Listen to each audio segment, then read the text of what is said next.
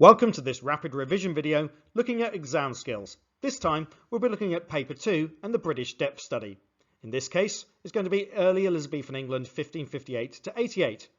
We'll be looking at question 1b, the explain question worth 12 marks. Firstly, a reminder of how this paper is structured. It's traditionally split into two. One is a British depth study, e.g. Early Elizabethan England 1558 to 88, and the other is a European or wider world depth study, e.g. the American West 1830 to 1895. In the past, these have been provided as separate booklets answered within the same exam, although on one occasion they were taken as separate exams. The time allowed for each section is 55 minutes, so that's how long you'll have to answer the entire paper. This particular practice is going to be focused on the British depth study, Early Elizabethan England 1558 to 88. Let's have a look at the question. Time to pull apart the question. This is the one I've selected. Explain why treatment of the poor changed in the period 1558 to 88. Note that it's worth 12 marks. You'll be given some stimulus points to help. You may use the following in your answer, but you don't have to. Government action and poor relief. Note that to get full marks though, you'll have to use information of your own as well. So what issue are we going to be looking at here? Well, explain why treatment of the poor changed in the period 1558 to 88 means that we're going to have knowledge of who was considered poor then, what the government did about it, and make sure that we're focused on those correct dates, 1558 to 1588. Anything outside of that date range won't be credited. So how do you set about answering this question? For this, you'll need to explain how examples that you know led to changes in the treatment of the poor. You're going to be marked in the following way. There'll be AO2, which is your analysis. You get 6 marks for that. The other 6 marks are for AO1, or your knowledge and understanding. You should include enough examples, 3 is probably sufficient, with a consistent line of analysis and explanation. A conclusion can be helpful, but it is not required by the exam board's mark scheme. You should aim to spend about 18 minutes on this question. Let's have a quick look at the examiner's mark scheme as well. This is how they're going to assess your work. We'll focus on levels 3 and 4. We're not going to have a look at levels 1 and 2 because we should be aiming higher than that. An explanation is given showing some analysis which is mainly directed at conceptual focus of the question. That's what it says for level 3. So what's the difference to go up a level? Well, here it says an analytical explanation is given which is directed consistently at the conceptual focus of the question. So it doesn't read so much like you're just writing everything you know about a topic, you're actually precisely selecting things and being really clear in your argument. It shows a line of reasoning that is generally sustained, although some passages may lack coherence and organisation, compared with it shows a line of reasoning that is coherent, sustained and logically structured. So paragraphs can be helpful here. What about knowledge? Well, for level 3, accurate and relevant information is included, showing a good knowledge.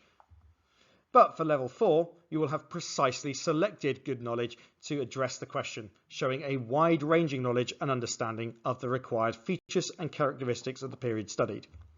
Note too that you can only get a maximum of 8 marks and you cannot exceed level 3 for any answers that don't include information of your own and just stick to the 2 stimulus points. So let's have a look at an example answer. Firstly, a bit of disclosure for you. I've only been learning this topic fairly recently myself. I'm hoping to start teaching it at my school soon, and so I've been trying to make myself an expert on it. That might mean, though, that I've made a few real blunders, and if I have, well, firstly, I'll apologise, but secondly, please put it in the comments below so that I can learn from it. However, I have tried to be as careful as possible, so hopefully I haven't. Point, example, explain and link. This is the structure that I'll use to make sure that my answer shows both good knowledge and good analysis to hit those mark schemes. One reason the treatment of the poor changed was as a response to economic crises. The years 1563 to 64, 1568 to 73 and 1586 to 88 were all bad years for the English cloth trade, which had been badly disrupted by the Spanish Wars in the Netherlands and England's involvement.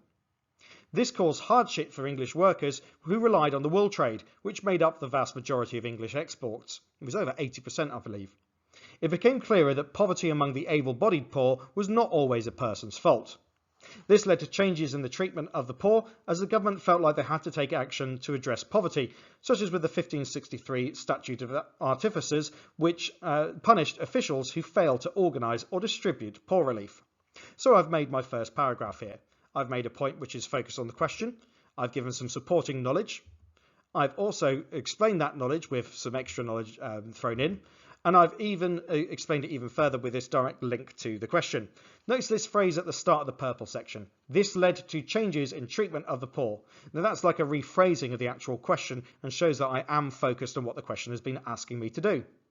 But just one paragraph is not going to be enough. I'm going to need to include some more detail and some more examples. Let's use the same structure again. Another reason was efforts to deter people from vagrancy. Vagrants were travelling beggars who would go from town to town begging for food and money. Changes to rural life had increased the number of vagabonds, and the upper classes feared them as they lived outside strict Elizabethan social hierarchies. The 1572 Vagabonds Act sought to address this by increasing the penalties for vagrancy. Vagrants were whipped and holes drilled in each ear, and subsequent offences could result in imprisonment and even death. This led to changes in the treatment of the poor as attitudes to vagrancy had hardened. They were treated more harshly by the law, but in practice, many places ignored the law and saw it as a Christian duty to help vagrants and sent them on their way, not whip them. I might also have added here, but actually that was often cheaper for the parish too. So I've got more analysis, more examples, a bit of both here, and more analysis directed consistently at the question. Look at that phrasing again. This led to changes in treatment of the poor. Let's move on to the next section.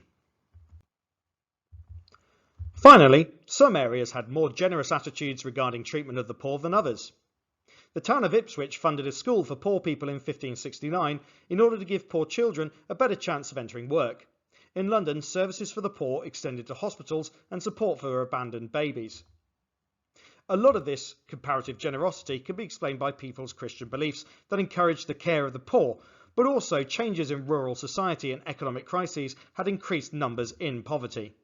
This led to changes in the treatment of the poor as it was increasingly recognised that it was a duty to provide poor relief to the able poor, as their unemployment was not always their fault. Therefore, the government enforced more laws to ensure poor relief was distributed. So we've got some more analysis, more knowledge, a bit of both, and some more analysis consistently focused on that question. Again, check out the phrasing. But what about this next paragraph?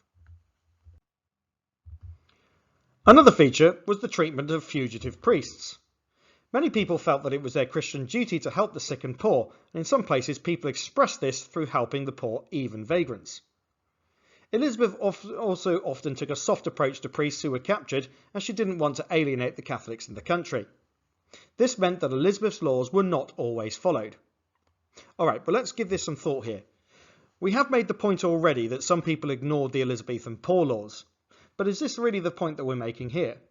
I'd probably get a small amount of credit for this bit here about people's Christian duties, but not the other bits. Fugitive priests are not really part of treatment of the poor. That's treatment of other people who have been outcast from society for religious reasons, which means that the other parts are also irrelevant and wouldn't get credit here.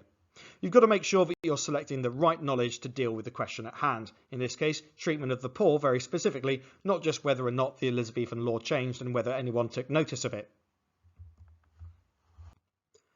I'm going to include a conclusion now. This isn't actually required by the mark scheme, so you can still get full marks without it, but I find that it can be a useful way of making sure that I've made explicit my line of argument, but also my depth of analysis. So let's have a look at it. It's not going to be too long. Overall, the most important reason treatment of the poor changed was an increase in poverty as a whole.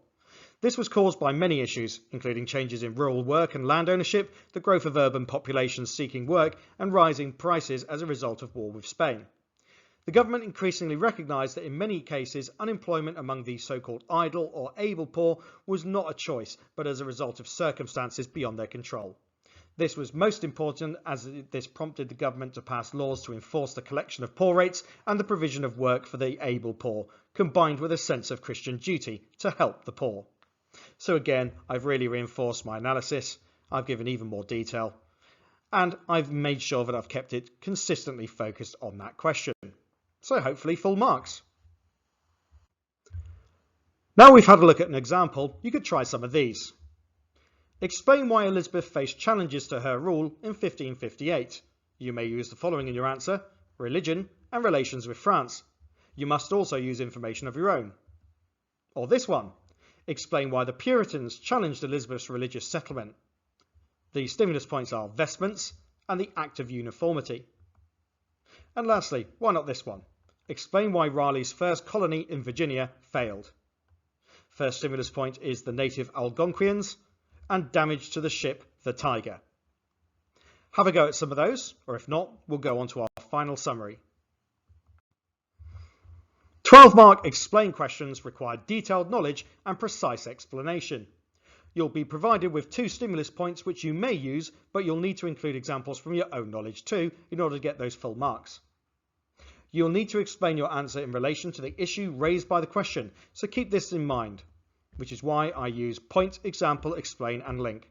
Make your point in relation to the question, give detailed examples from your own knowledge and the stimulus points, explain it fully, adding more examples if you can, and then link it back to the question again. Make sure that you are within your link sentences, you directly address that question, and you can think about ways that you might rephrase certain parts of the question to make that clear. Anyway, that's the end of this rapid revision video. I hope it's been useful to you, and if it has, please like the video and subscribe to the channel. If you've disagreed with any of my conclusions though, by all means pop it in the comments below and we'll see what we think. Thanks again and goodbye.